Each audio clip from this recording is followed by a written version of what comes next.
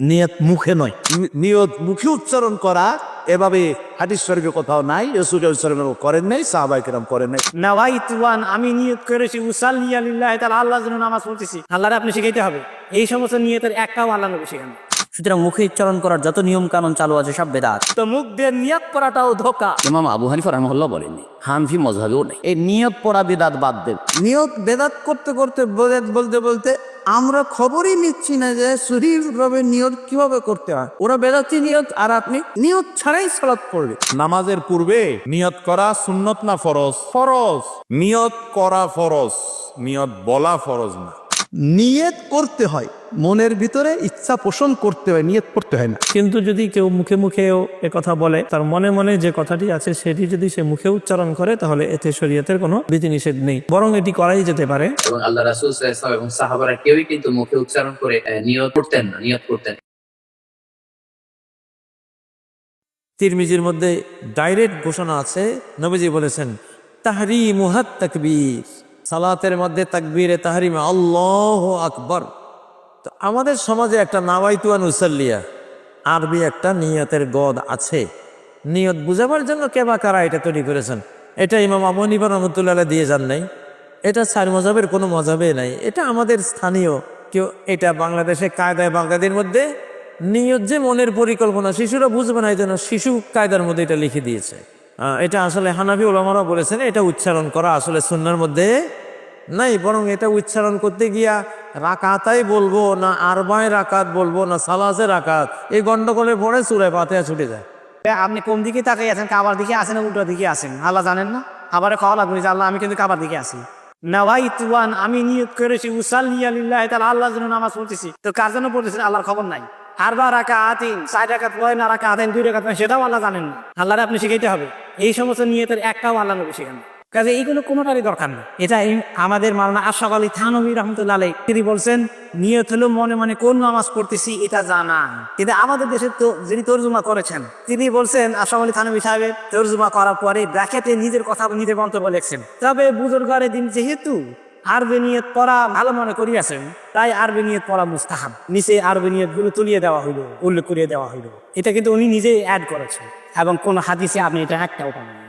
নিয়ত সবসময় অন্তরের জিনিস। আমি যতই মুখে উচ্চারণ করি যে আমি আল্লাহর সন্তুষ্টির জন্য করছি, আর যে আমার অন্তরে আল্লাহর সন্তুষ্টি না থাকে, ওটা কি গ্রহণযোগ্য হবে? হবে না। নিয়ত পুরোটাই অন্তরে, এর সাথে মুখের কোনো সম্পর্ক নেই। সুতরাং আমি মুখে বলি আর না বলি, আল্লাহ কোনটা দেখবে? অন্তরেরটা দেখবে। সুতরাং আমার মুখে বলাটা বেকার। আমাকে কোনটা ঠিক করতে হবে? অন্তর ঠিক করতে হবে। সুতরাং মুখে উচ্চারণ করার যত নিয়ম কানুন চালু আছে সব বেদাত। মুখে নিয়ত উচ্চারণ করতে হয় একমাত্র হজের। ধরুন একটা চোরকে একটা পুলিশ থানাতে ধরে নিয়ে গেছে, আর পুলিশ বেধড়ক পেটাচ্ছে, প্রচন্ড মারছে। চোর চিৎকার মেরে বলছে, না স্যার চুরি করবো না, চুরি করবো না, চুরি করবো না, স্যার ছেড়ে দে না, কোনোদিন চুরি করবো না। আর মনে মনে চোর বলছে, বেটা তুই আমাকে এত মারলে ছেড়ে দেখ, তোর বাড়িতে আগে করবো।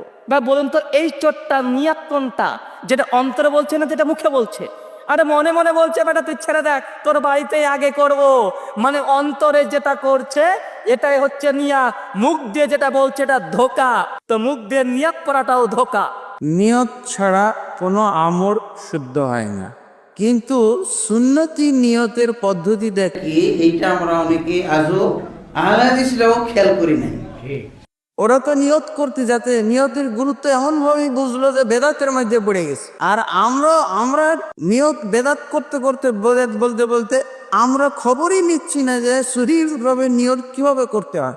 ওরা বেদাতি নিয়ত, আর আপনি নিয়ত ছাড়াই সালাত পড়বে, তাহলে তো হবে না। এইটা জানা দরকার। দেখা যায় যে আমাদের আহলে হাদিসের ভিতরে অনেকে নিয়ত ছাড়াই ইবাদত করে। যে আমাদের আহলে হাদিসদেরকে যদি জিজ্ঞেস করা হয় আপনি নামাজের নিয়ত কখন করলেন, তো বলছি যখন বাড়ি থেকে বেরিয়ে নিস তখন নিতে পেরে পেয়েছি। আবার কেউ কেউ বলে যে অজু করলাম তখন নিয়ত হয়ে গেছে, মসজিদের দিকে হাঁটা ধরলাম তখনই নিয়ত হয়ে গেছে। তো ইবাদতের পূর্বে বলতে অনেক পূর্বে যদি হয় তাহলে এটা চলবে। আল্লাহ রাসূল সাল্লাল্লাহু আলাইহি ওয়াসাল্লাম বলেছেন, মাল্লাম ইবাইয়িতুস সিয়ামা মিনাল লাইলি খালাস সিয়াম আলাহু। রাত থাকতে আপনাকে সুবে সাদেকের আগে আপনাকে নিয়ত করতে হবে। এইরকম হবে যখন আমরা নিয়ত করব সালাতের নিয়ত, তখন আমলের সাথে হবে বা আমলের একটু পূর্বে, যখন আমি তাকবীর তাহরিমার মধ্যে কি করতেছি, হারাম করে নিচ্ছি। এই হারাম করে নেওয়াটা কি হারাম করছেন আর কি হালাল করছেন, সালাতের ফিগারটা আপনার মাথায় আনতে হবে। এটা একটা আমালুল কলব। কিন্তু আপনি নিয়ত শূন্য অবস্থায় নামাজ পড়ে চলে যাচ্ছেন, এই বাচ্চারা গোলমাল করো না, আল্লাহু আকবার, ওই আপনার নিয়ত তাকবীরে তাহরিম আর সাথে সাথে নিয়তটা হয়ে যাবে। আপনার ইবাদত এবং নিয়তের মাঝখানে যেন কোনো ব্যবধান না তৈরি হয়, মাঝখানে আরো কতগুলো নিয়ত না ঢোকে, একবারে নিয়ত করলে আর ইবাদত শুরু হয়ে গেল।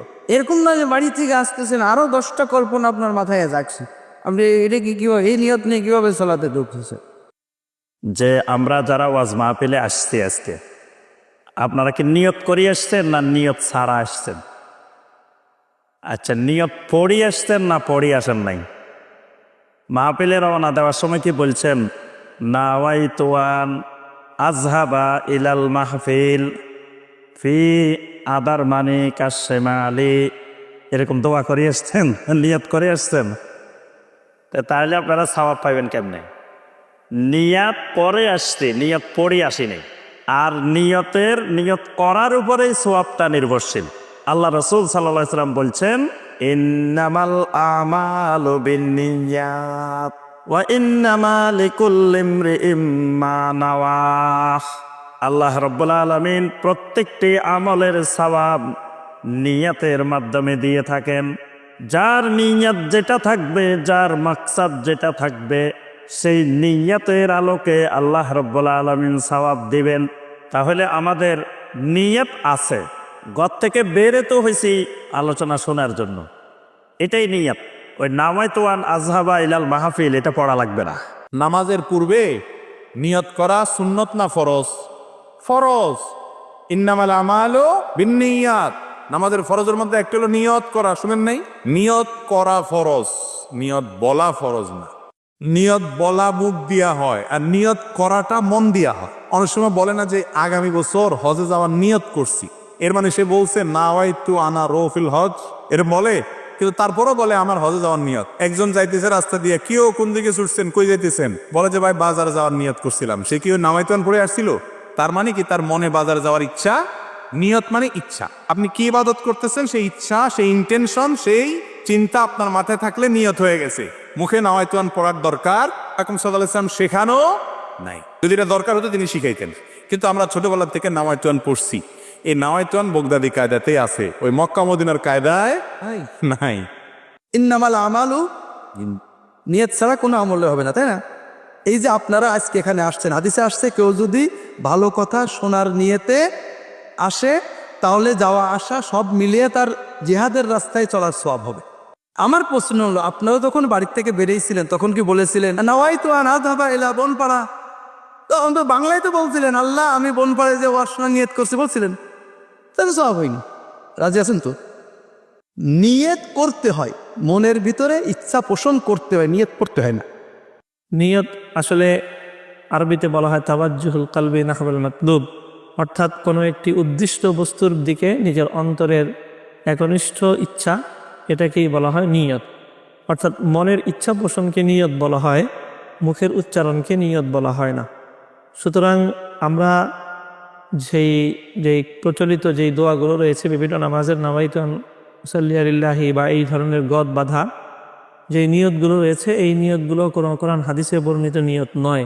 সুতরাং এই সকল দোয়া বা এই ধরনের কথা আরবিতে মুখস্থ করে বলাটা এটা কোনো জরুরি বিষয় নয় এবং এর কোনো প্রয়োজনও নেই। যখন নামাজ শুরু করবে তখন সে কোন নামাজের নিয়ত করছে, ফরজ নামাজ না নফল নামাজ, ফরজ হলে কোন ওয়াক্তের ফরজ, এই বিষয়গুলো তার মনের মধ্যে জাগরুক থাকা, এটা হলো জরুরি নামাজ শুরু করবার সময়। এখন প্রশ্ন হলো, যদি নিয়তটিকে সঠিক করার জন্য কেউ মুখে কিছু বলে, মুখে উচ্চারণ করে, তাহলে এটি বিদআত হবে কিনা? না, মুখে উচ্চারণ করাকে যদি কেউ জরুরি মনে করে, মুখে পড়া মুখে উচ্চারণ করা, মুখে এটাকে রটনা করা, এটাকে যদি কেউ জরুরি মনে করে তাহলে সেটি নিষিদ্ধ কাজ হবে। কিন্তু যদি কেউ মুখে মুখেও কথা বলে, তার মনে মনে যে কথাটি আছে সেটি যদি সে মুখে উচ্চারণ করে, তাহলে এতে শরীয়তের কোনো বিধিনিষেধ নেই, বরং এটি করাই যেতে পারে।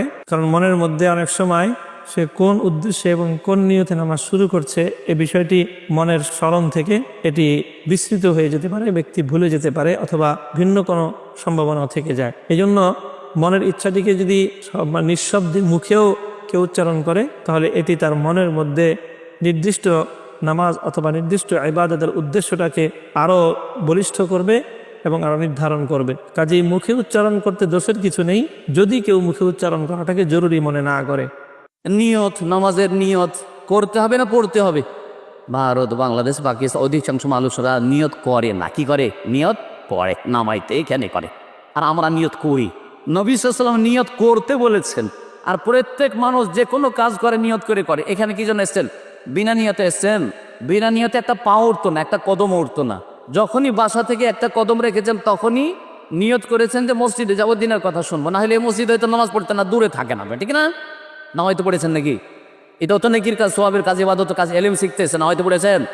ইমাম আবু হানিফা রাহিমাহুল্লাহ বলেননি, হানফি মযহাবেও নেই। ভালো করে শুনে রাখেন, আল্লাহর হস্তে ভালো করে সতর্ক সাবধান করছি, এই নিয়ত পড়া বিদাত বাদ দেন।